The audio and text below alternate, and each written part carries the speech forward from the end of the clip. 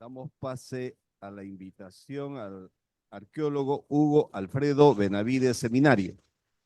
Él es titulado de la Universidad Nacional Federico Villarreal, con estudios de maestría en antropología en la Universidad Nacional Mayor de San Marcos y en curso en gestión cultural, patrimonio y turismo de la Universidad San Martín de Porres.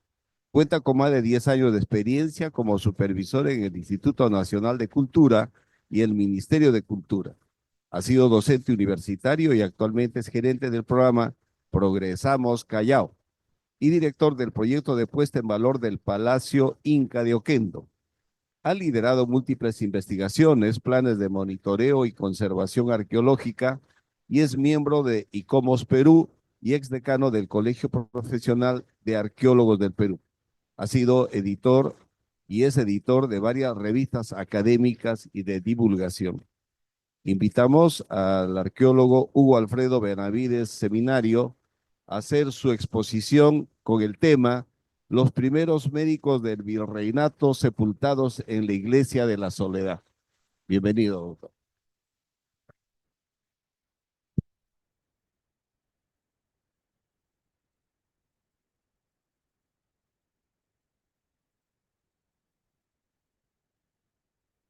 Buenas noches, gracias por la invitación. Es un honor para mí estar con ustedes y haber sido considerado para formar parte de la asociación. El tema que voy a hablar se titula Los primeros médicos del virreinato sepultados en la Iglesia de la Soledad. En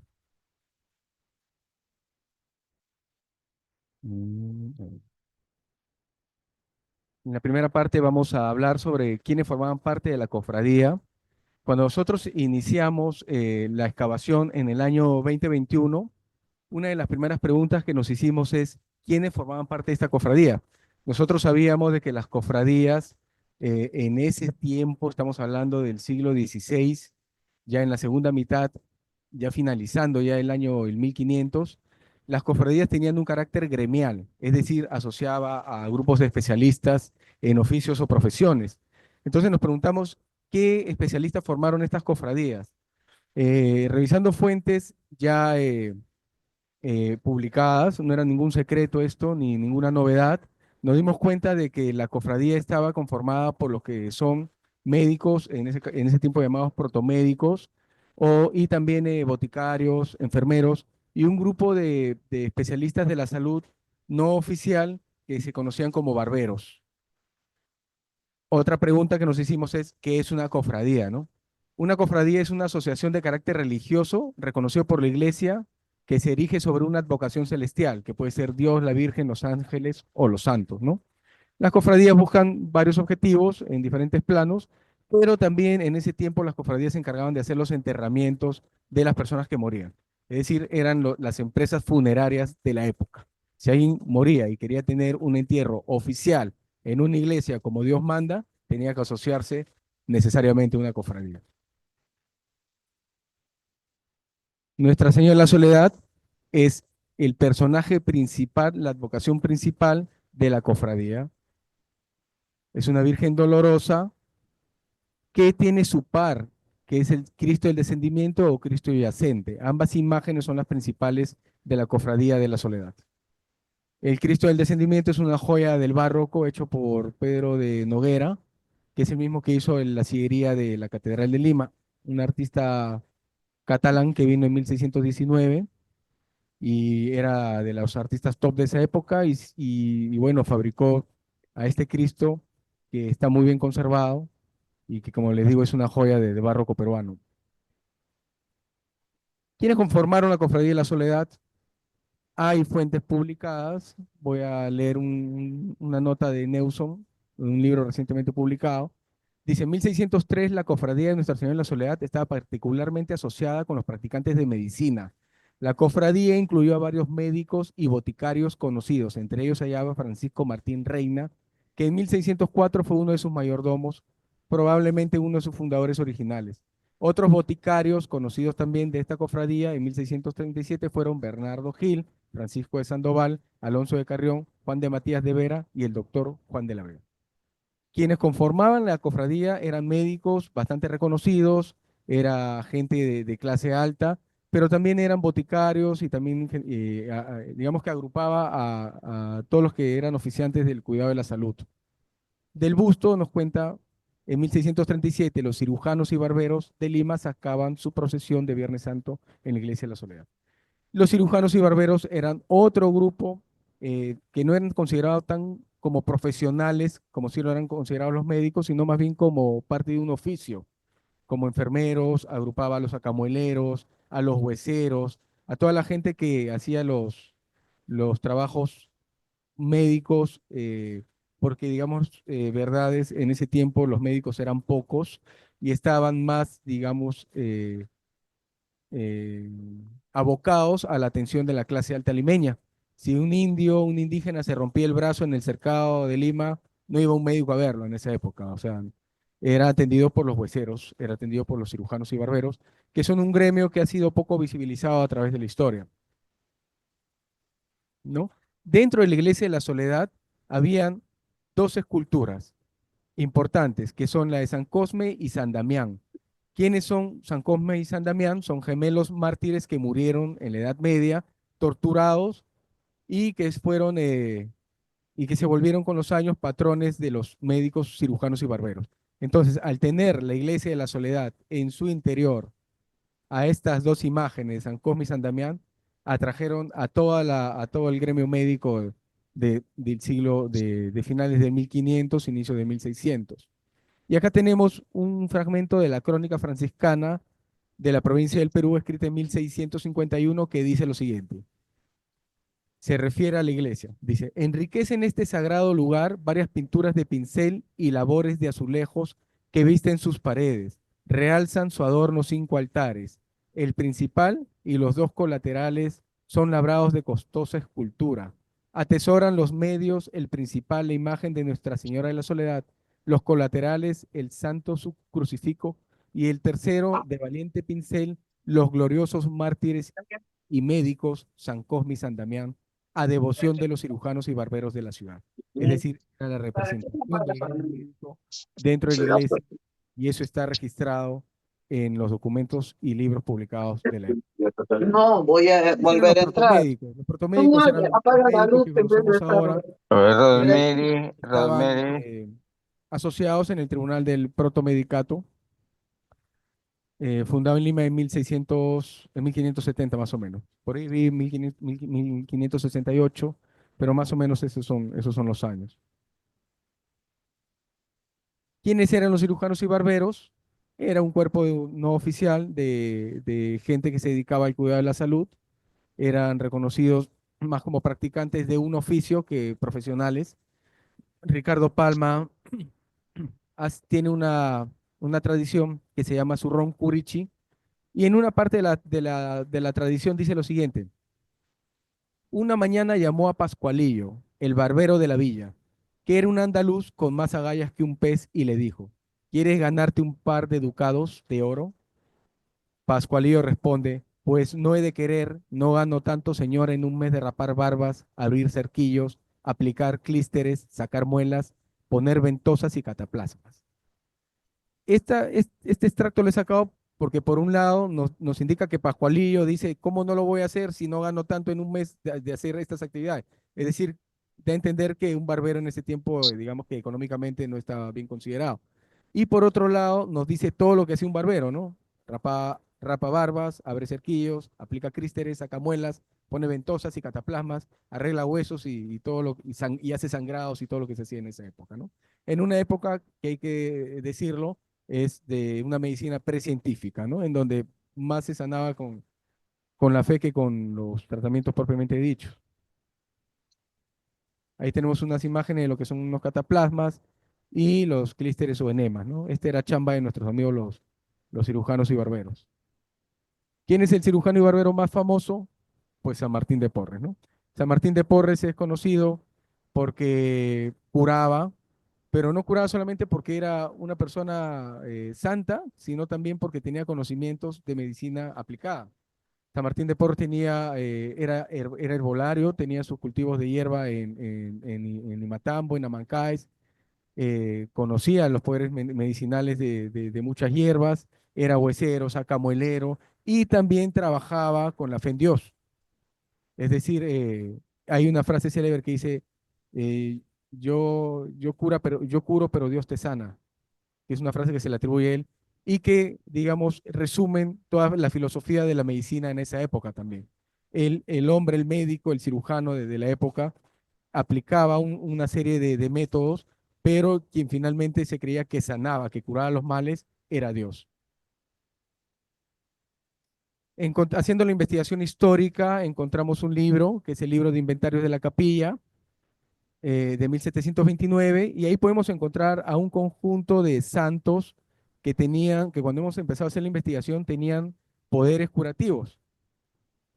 Los primeros, San Cosme y San Damián. San Cosme y San Damián, gemelos que murieron martirizados, porque a la hora que sanaban también profesaban la palabra de Dios, entonces fueron obligados a a dimitir de la fe de Dios, ellos tercamente siguieron, y entonces fueron atrapados, los torturaron y los terminaron matando.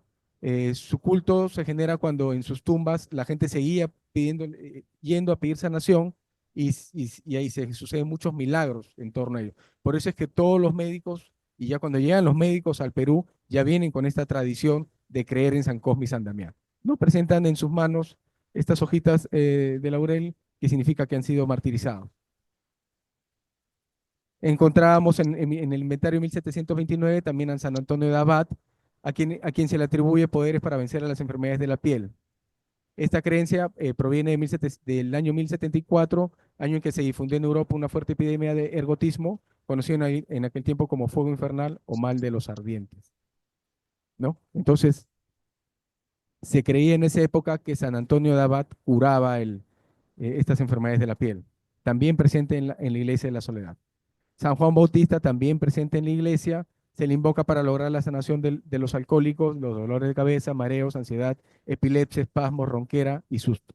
También es patrón de diversos oficios como los tejedores, curtidores, talabarteros, trabajadores de alimento, bodegueros, toneleros, carpinteros, arquitectos, albañiles, canteros, herreros, es decir, un sinnúmero de oficios San Juan Bautista. San Liborio es patrón de los urólogos, protector contra el mal de piedras y los dolores al orinar. En la representación que vemos, tiene un libro y ahí tiene unas piedritas que son cálculos renales. San Pablo es invocado para minorar el efecto del veneno por mordeduras de serpiente. Su fama como antiofídico deviene del relato bíblico de Hechos 28, en donde San Pablo había juntado una brazada de ramas secas y al echarlas al fuego, una víbora se escapaba. Del calor se le enroscó en la mano. Al ver los nativos a la víbora colgando en la mano de Pablo, dijeron unos a otros, sin duda este es un asesino. Aunque se haya salvado del mar, la justicia divina no lo deja vivir. Pero Pablo sacudió la víbora echándola al fuego y no sufrió daño alguno. De este pasaje bíblico es que se le invoca a San Pablo como el patrono que nos cuida de los ofidios en caso de picaduras. Santa Bárbara es invocada contra las tormentas eléctricas y la muerte repentina para sanar los efectos por impactos de los rayos. ¿No? Hay historias de Santa Bárbara que se le atribuye también sanar pacientes que sufren de males en las glándulas mamarias. Santa Bárbara fue mártir griega, nació en el siglo III, que sufrió y padeció a las manos de su propio padre, quien luego de cortarle la cabeza con una espada murió por un rayo fulminante en medio de una tormenta. Entonces se cree que ese castigo que le pasó al padre de morir por un rayo fulminante es causa de admiración de Santa Bárbara y por eso ella cura también a todos los que sufren un daño por rayo eléctrico, de tormenta. Santa Catalina, también conocida como Santa Catalina de Suecia, es la patrona de las embarazadas. Intercede especialmente por los embarazos de alto riesgo. También se le invoca en busca de consuelo a quienes han sufrido un aborto. Protege de los abortos espontáneos. Su fiesta se celebra cada 24 de marzo. Hay oración para llamar a Santa Catalina, que ahí le hemos puesto. Entonces, todos estos santos que estamos viendo estaban presentes en la iglesia de la Soledad, que a la vez era la iglesia de los médicos. Y nosotros, desde la investigación, consideramos que no es casualidad. Creemos que la iglesia de la Soledad es un santuario de la medicina virreinal. Santa Teresa de Jesús, también conocida como Santa Teresa de Ávila, es invocada para curar los dolores intensos de cabeza. La Virgen Inmaculada de la Concepción, la Santísima Virgen María, se le suele interceder también para los embarazos. San Pedro de Alcántara, padre franciscano español del siglo XVI, se le atribuye curación de anemia, infertilidad y males del aparato locomotor. San Buenaventura, filósofo franciscano, nació en Italia, tradicionalmente invocado por personas que sufren de dolencias de los ojos y gota. San Diego de Alcalá, franciscano que vivió en el siglo XV, famoso santo curador. Su fama creció cuando luego de su muerte intercedió para la curación del príncipe Don Carlos, hijo del rey Felipe II, quien se encontraba herido luego de una fuerte caída. Se le invoca para la curación de enfermedades incurables, físicas y dolencias por accidente. San Antonio de Padua o San Antonio de Lisboa fue un sacerdote franciscano que vivió en el siglo XII, famoso santo curador, especialmente de niños enfermos o enfermos en situación desesperada. En la fachada de la Iglesia de la Soledad tenemos una inscripción del barroco, debe ser del siglo XVII más o menos, que dice: conviene gloriarnos en la cruz de Cristo, en quien está nuestra salud, vida y resurrección. Es decir, de nuevo un pasaje bíblico en la fachada de la iglesia en donde se habla de la salud. Entonces nosotros creemos de que todos estos elementos nos configuran un espacio en donde la gente iba a buscar salud. Esa es la primera parte. Cuando hemos hablado de la soledad, hemos hablado del templo y de los fundadores médicos. Nosotros cuando empezamos a excavar, evidentemente sabíamos que los miembros de la cofradía, que eran médicos, tenían que estar enterrados ahí. Y empezamos a excavar donde vemos el cuadrito azul o morado, ¿no? Que actualmente vendría a ser lo que corresponde al atrio de la iglesia. No obstante, en ese tiempo la iglesia no está donde está ahora, sino la iglesia estaba sobresalida. Vale decir que el cuadrito azul era parte de la iglesia. Y dicho sea de paso, la iglesia no tenía esa orientación, no era así, no tenía este eje, que es un eje norte-sur, sino más bien tenía este eje. Es un eje oeste-este. La iglesia se funda, la primera iglesia se funda en 1604 se inaugura. Después en 1674 se destruye y se construye otra nueva. Esta es la primera iglesia. Es lo que le comentaba. Este es San Francisco, esta es la iglesia de San Francisco. Este vendría a ser el museo, la puerta del museo para ingresar a San Francisco. Y esta es la iglesia de la Soledad, que tenía una característica, que era sobresalida. Entonces, como estaba sobresalida, le quitaba visibilidad a la hermosa portada barroca de San Francisco. Entonces los franciscanos con los hermanos de la Soledad, que son dos entidades religiosas distintas, negocian y llegan a un acuerdo. Los franciscanos le dicen a los soleanos: hermanos, destruye tu iglesia y construyela más atrás, y a cambio yo te doy más terreno en la parte posterior. Entonces fue un buen negocio para los hermanos de la Soledad, que aceptaron el trato, destruyen la iglesia que vemos en la imagen y construyen una nueva. En esta figura vemos la portada de San Francisco, la iglesia de la Soledad, todo esto, y esta vendría a ser aproximadamente la antigua iglesia. Entonces acá podemos ver la disposición de la iglesia antigua y la nueva iglesia posterior. Y este es un grabado de Benavides ya con la iglesia nueva, ¿no? En donde ya no está sobresalida, sino más bien ya ha sido destruida y se ha construido una nueva alineada a la puerta de lo que es hoy día el museo. Entonces ya teníamos, en consecuencia, la plazuela de San Francisco, tal como se conserva hasta la actualidad, que es simétrica y ya se puede ver en su total esplendor la portada de San Francisco. Entonces, donde nosotros excavamos fue acá, que si bien, como decía al inicio, está en la entrada, en el atrio, en su momento no funcionó en el atrio, sino funcionó como parte de la iglesia antigua.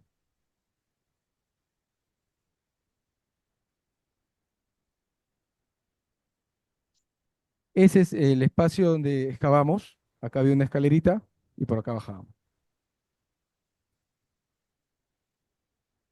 Este es el área de excavación y esta puerta, este ingreso estaba sellado. Entonces nosotros sabíamos que sacando toda esa masa de tierra y de piedras que estaba ahí, íbamos a encontrar unas catacumbas. Ya se imaginará la emoción que teníamos nosotros por saber qué había adentro, ¿no? Y ahí estaban los primeros cofrades, los primeros hermanos de la soledad, médicos que fundaron la cofradía. Y poco a poco fuimos retirando porque todo el espacio estaba relleno de tierra.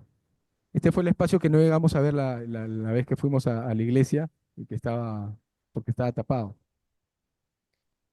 Dentro tenemos la distribución, esta es la entrada, por acá entramos nosotros, y acá tenemos la distribución de las estructuras funerarias, donde deberíamos encontrar a los primeros fundadores de la Soledad. Así fue que empezamos a excavar, a retirar toda esta tierra compactada, hacia un espacio que ha sido rellenado. Nosotros felices con todo nuestro equipo para recibir todos los huesos que iban a aparecer, todo, hacer el registro de todos los individuos que iban a aparecer. Y hasta que empezamos a excavar y no apareció nada, no apareció nada, no habían restos óseos, es como ven, en la parte del piso había una costra de cal, ¿no? Que era lo único que había, eran tumbas ausentes de restos. Entonces dijimos, bueno, acá no hemos tenido suerte, pero al costado yo creo que sí. Entonces pasamos al costado a excavar, ¿no? Y tampoco encontramos nada, ¿no? Entonces acá no encontramos restos, empezamos por acá tampoco, seguimos por acá tampoco, y terminamos de excavar y no encontramos restos humanos, digamos, que es lo que esperábamos encontrar, cráneos. Este es el interior de la cripta pequeña. Esto que vemos acá es un espacio para, como se dice vulgarmente, para que respire la huaca, son ductos de ventilación, la huaca, perdón, la cripta, son ductos de ventilación que tiene toda cripta siempre. Ahí hemos excavado ya este ducto de ventilación, hemos encontrado ahí bastante cerámica, mucha evidencia. Y bueno, al final encontramos restos óseos asociados a esas costras de cal, pero se caracterizaban por ser restos óseos pequeños, vértebras, huesos de las manos, de los pies, rótulas, eh, costillas fragmentadas, huesos pequeños, todos eran huesos menudos, no encontramos huesos largos de las extremidades, ni un cráneo. Entonces nosotros empezamos a decir, bueno, ¿de qué han habido cuerpos acá? Sí han habido, porque si no, no encontraríamos pues ningún tipo de hueso, ni chiquito ni grande. Pero ¿dónde están los huesos? Entonces empezamos a especular que al momento que la iglesia se ha destruido y se trasladó más atrás, los fundadores, los restos de los fundadores, también se habían trasladado a las criptas de la nueva iglesia. Eso es lo que nosotros empezamos a pensar como una hipótesis arqueológica, porque definitivamente la presencia de huesos pequeños nos indicaba de que sí, efectivamente había sido una zona de enterramiento. Y lo bonito de la arqueología histórica es que nos permite contrastar los datos arqueológicos con los datos históricos, con los documentos. Encontramos este documento gracias al hermano Rafael Andrade, que lo tenía también gracias al hermano Ley. Y bueno, la cofradía tenía este documento muy celosamente guardado que dice oración evangélica fúnebre predicada en la nueva capilla de María Santísima de la Soledad y Santo Sepulcro de Cristo Redentor, de nuestro Redentor, a la traslación que se hizo de los huesos de los hermanos cofrades difuntos de la Santa Cofradía, martes 3 de abril de 1674. Es decir, con esto ya completó lo que nosotros pensábamos que era y confirmó la hipótesis del traslado de los restos humanos. Eso es lo lindo de la arqueología histórica, que nos permite, que nos da además la fecha en que fueron, que nos dio además la fecha en que fue trasladado. Y después consultamos otro documento que es el Sínodo de Lima de 1613, que en su libro 3, título 4, capítulo 15 dice que cuando se trasladare una iglesia, se lleven los huesos de los difuntos con cruz alta, como si se enterrasen de nuevo, y que lo mismo se haga cuando hubiere licencia para mudar los huesos en otra parte. Es decir, había una legislación que obligaba a que cuando una iglesia se traslada de un punto a otro, también debía de trasladar a los huesos, lo cual es perfectamente lógico. Y bueno, el Sínodo de Lima que tuvo bastante repercusión por esos tiempos, de 1613, así lo ordenaba y estamos seguros que así fue. Y además nos dice algo bonito, digamos curioso, que es que el traslado se hace con cruz alta, que es un elemento cristiano que participa de las más grandes, en las más importantes eventos religiosos, y dice como si que se hiciera de nuevo, ¿no? O sea, no se hace con ninguna diferencia de un entierro moderno.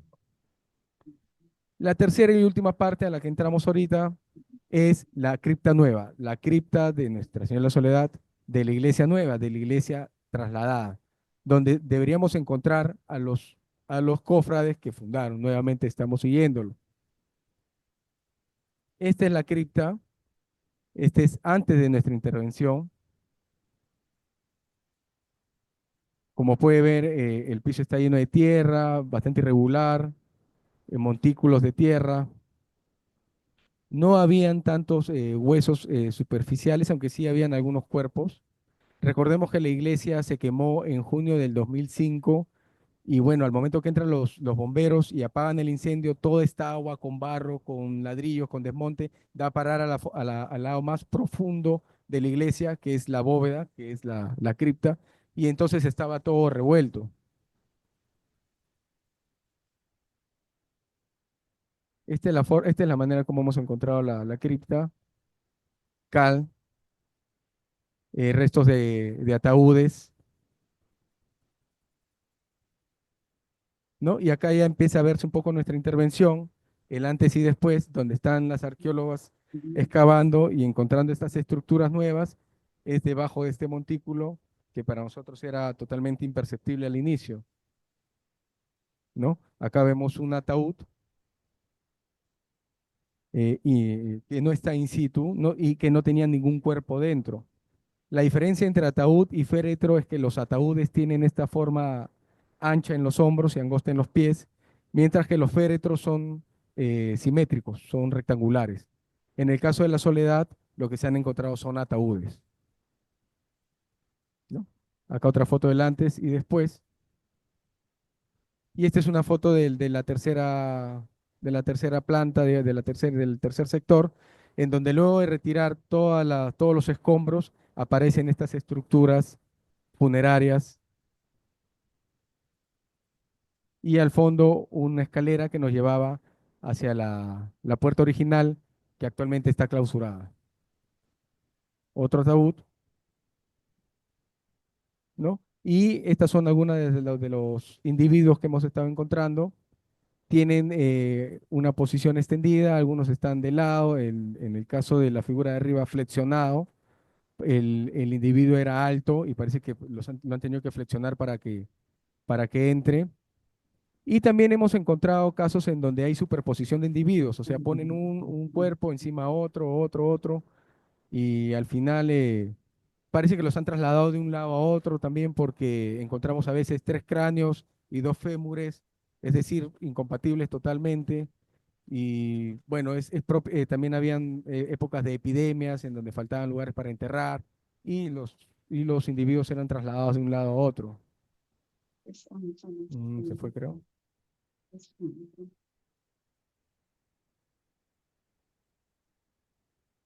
Eh, Ahí nos quedamos. Sí. Encontramos también a este individuo infante. Tiene la mortaja marrón, que podría ser franciscana o carmelita. Se trata de un niño o niña, no lo hemos determinado bien.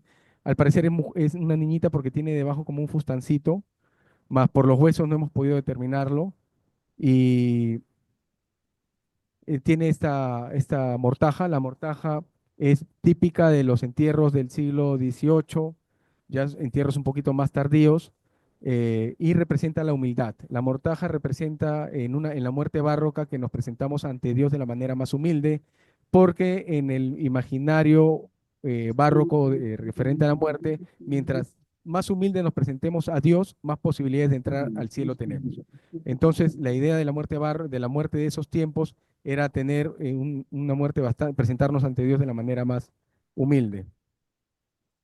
Este individuo que le llamamos Catalina tenía este huesito supernumerario que se llama el hueso del Inca, bien marcado, entre sí, ahí lo podemos ver. Es el único individuo que ha presentado este huesito. Y bueno, estos son ya etapas de la excavación. Siempre excavar una cripta es un proceso bastante complejo. Los cuerpos en muy mal estado, muchas veces hemos encontrado solamente la impronta, porque ya se hicieron, la cal trabajó bastante bien, pulverizó el cuerpo, encima la humedad y todos estos factores no han permitido que sobrevivan muchos cuerpos enteros. Esta era una de las formas como hemos excavado.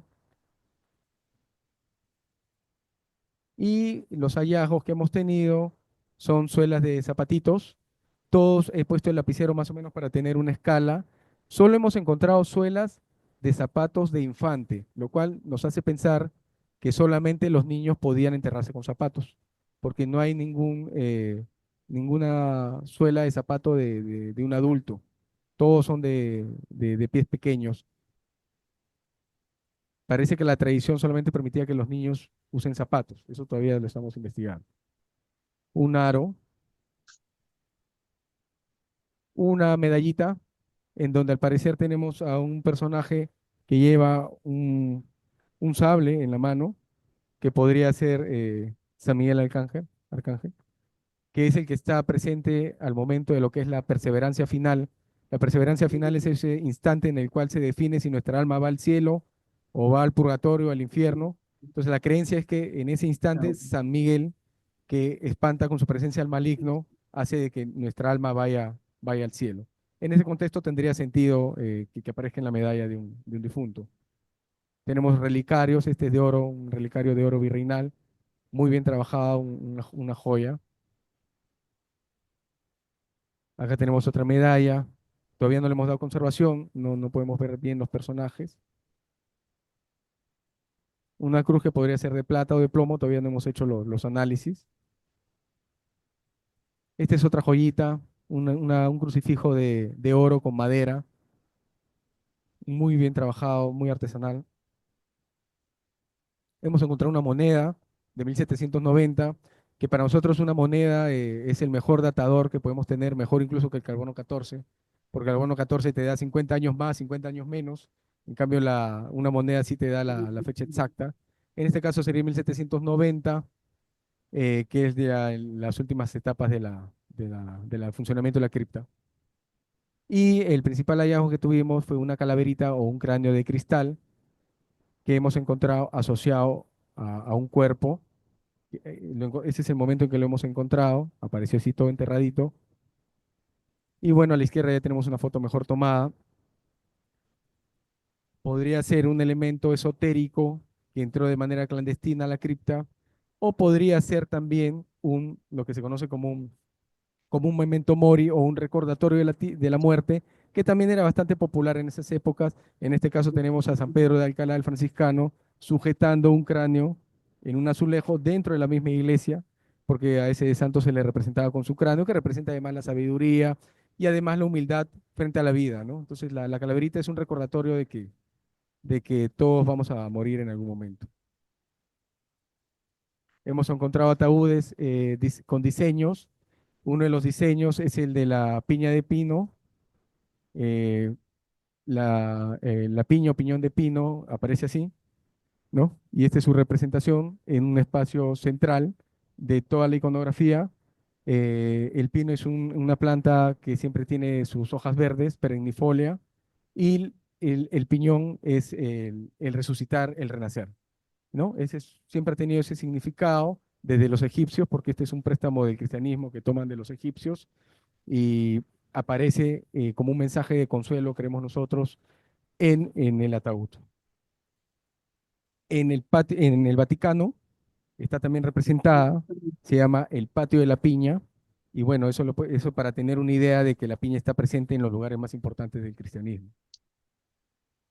El doctor Samplonius haciendo el análisis de los restos óseos, de los dientes, de las piezas dentales, de lo cual digamos, se pudo ver que algunos consumían tabaco, que eran muchos de ellos de raza caucásica, digamos, muy probablemente españoles o criollos, y que tenían una alimentación con, digamos, alimentos refinados. El uso de las criptas termina en 1808 con la inauguración del cementerio general, en donde oficialmente ya no se permite más la gente se entierre en las criptas, porque ya para esto habían llegado a finales del 1700 las ideas de la Ilustración. Hipólito Unanue decía de que se creía en esos tiempos de que los muertos eh, expulsaban unas pequeñas moléculas llamadas miasmas, que eran partículas cadavéricas que enfermaban a los demás. Lo cierto es que sí se hacen un conjunto de reformas sanitarias, eh, producto de la Ilustración, de los médicos peruanos que fueron verdaderos sabios para la época.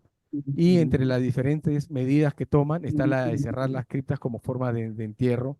Lima se había llenado de criptas y era un lugar irrespirable, ¿no? La gente se empieza a enterrar en el cementerio presbítero maestro, en ese tiempo cementerio general, en donde la concepción de la muerte cambia, ya no era la muerte barroca, en donde me pongo mi mortaja para ser más humilde ante Dios, sino ya digamos que hay un sinceramiento y las familias que tenían dinero se hacían grandes mausoleos y ya es lo que podríamos llamar una muerte ya más moderna, más republicana, ¿no? Actualmente el proyecto está paralizado, esperamos que se resuelvan los conflictos con los franciscanos pronto para retomar las investigaciones. Y bueno, eso sería todo. Agradezco a la cofradía, agradezco a los hermanos, a Héctor, a Luis Martín y a ustedes que me han invitado hoy día y a todos los presentes. Muchas gracias. Felicitaciones por su brillante exposición. Creo que vamos a volver a retomar la cofradía. Vamos a hacer algo para retomar la cofradía, porque estoy casi seguro que esos dos esqueletos completos, definitivamente, al parecer, sí hay la posibilidad de que sí sean médicos, esos de ahí. Y aquí viene la primera pregunta: ¿qué cosa es lo que falta para poder confirmar de qué personajes se tratan? Esa es la primera pregunta. Y la segunda pregunta es: ¿qué porcentaje falta todavía por investigar? ¿Hay una continuación de las criptas? Más o menos, ¿en qué porcentaje está eso?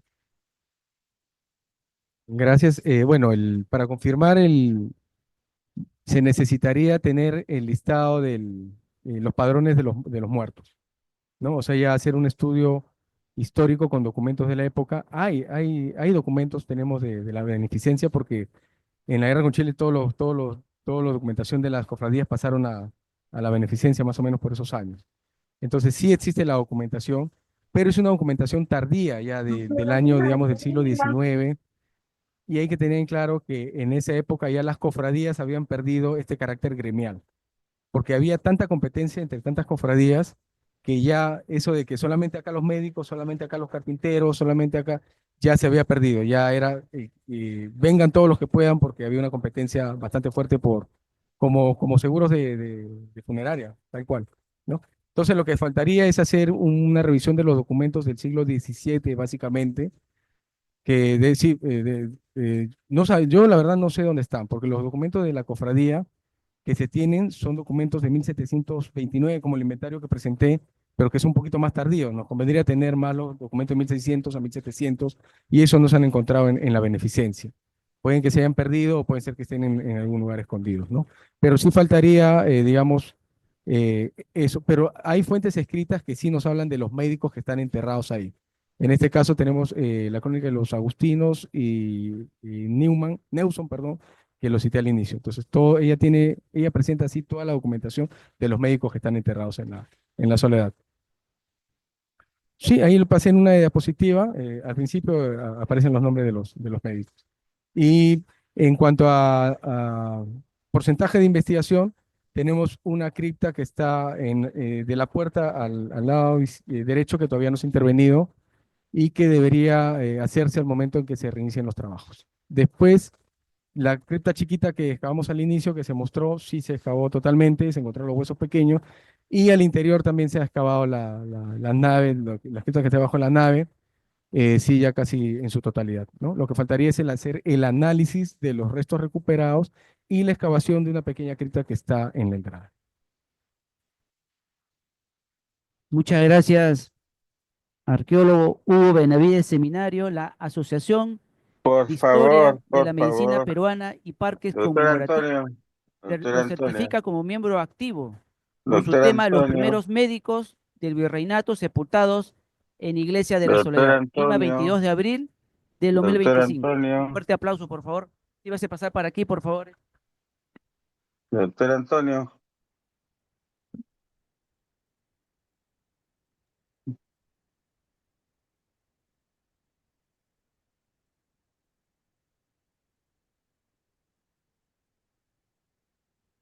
¿Permiten una pregunta? Vamos a obsequiarle el libro Nuestra Historia, de autoría de doctor Edgar Morales Landeo, donde esperamos de que en la siguiente edición también esté su nombre, en la cual está nuestro estatuto. Tenga usted acá. Y finalmente, como todo arqueólogo, necesitamos colocarle su gorra. Colóquesela, por favor, para tomarnos una foto. Entonces, sería para nosotros un honor que algún día que esté ahí se coloque y se tome una foto ahí en la cripta.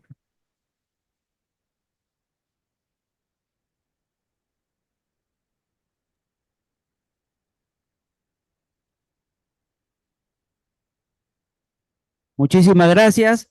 Queda usted oficialmente incorporado. Muy bien, ¿ah? Muchas gracias. ¿Ah? Seguidamente vamos a hacer el brindis final, si se pueden por favor todos incorporar.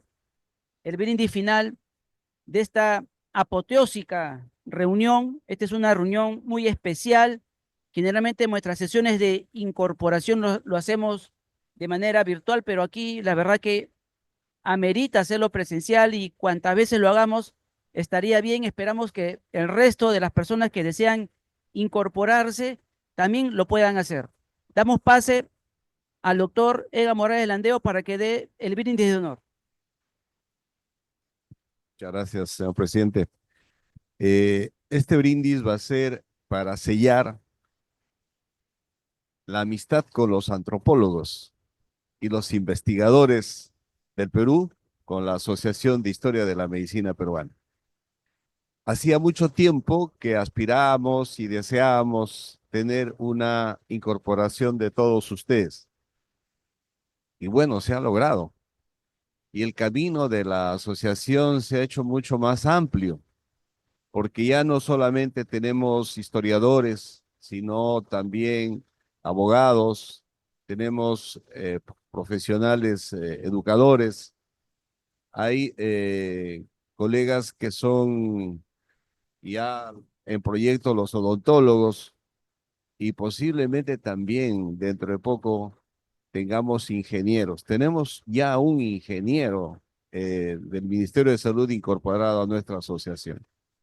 Y entonces, esto va a permitir que la asociación realmente sea útil, más útil de lo que habíamos previsto, porque para información de ustedes, en una gestión anterior, esta asociación en 2 años produjo 62 libros impresos. La pregunta es, ¿qué asociación del país hace 62 impresiones, libros en 2 años? 32 miembros de la asociación fueron los editores, los autores. Y posiblemente en la estadística de esta gestión tengamos una cifra parecida de ediciones, de libros que nos van llegando, los colegas van produciendo libros, 4, 5, 6 libros en 2 meses a nivel nacional. Escritores de Trujillo, de Arequipa, de Cusco, de Ayacucho. Ya tenemos ya colegas que están escribiendo libros en Iquitos. Y nuestra asociación en esta gestión ha crecido al doble en filiales. Habíamos tenido un inicio en la asociación 3 filiales, ahora somos 6. Y posiblemente terminemos este año con 2 filiales más, Moquegua y tal vez Huancavelica, o tal vez Lambayeque. Y entonces ese proyecto de trabajo de participar a los colegas de provincias, que les llamamos de una mala manera de provincias, a los colegas codepartamentanos sería mejor, a los colegas que están trabajando en otro lugar diferente a Lima, hemos logrado hermanarnos a través del sistema vía satélite, del sistema virtual, cosa que en la pandemia mejoró. En la pandemia hemos trabajado mejor que sin pandemia, porque nos hemos encontrado cara a cara en las videollamadas, en el Zoom, y hemos aprendido a utilizar pues el sistema de tecnología para vernos de frente como ahora y sentirnos presentes estando en la virtualidad. Y este brindis es con los que están en la virtualidad. También con ellos, salud. Salud por la Asociación de Historia de la Medicina, que se engrandece con la presencia de todos ustedes. Salud, salud, salud, salud.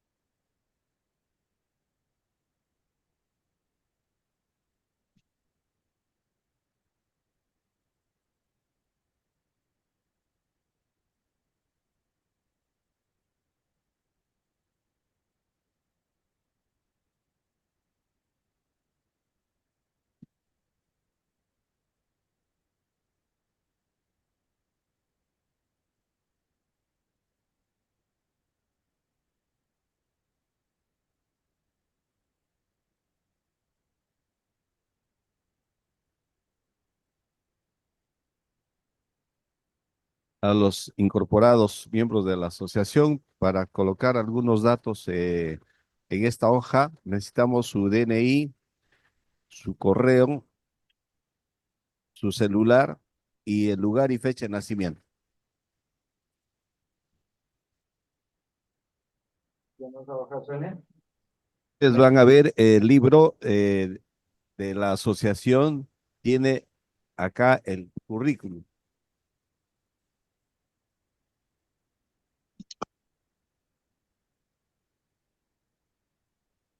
Doctor Edgar.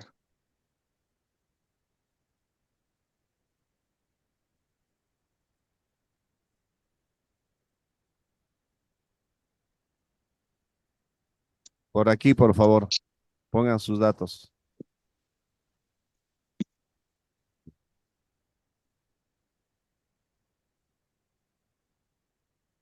Lugar y fecha de nacimiento y el DNI. Como ustedes han visto en el libro está el currículum.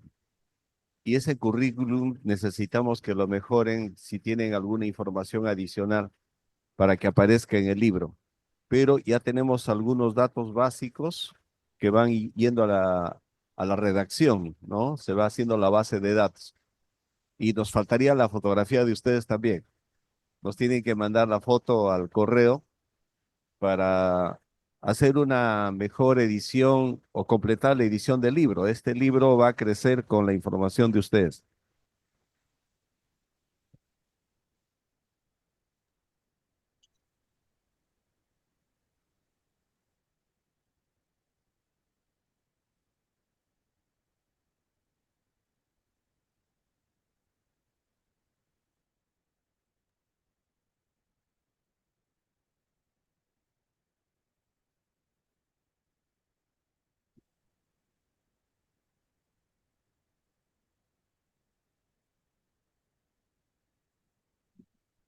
El Congreso número 6 va a ser el año 2027. Y para el 2027 preparen exposiciones, ya tener alguna información adicional a los avances de investigación.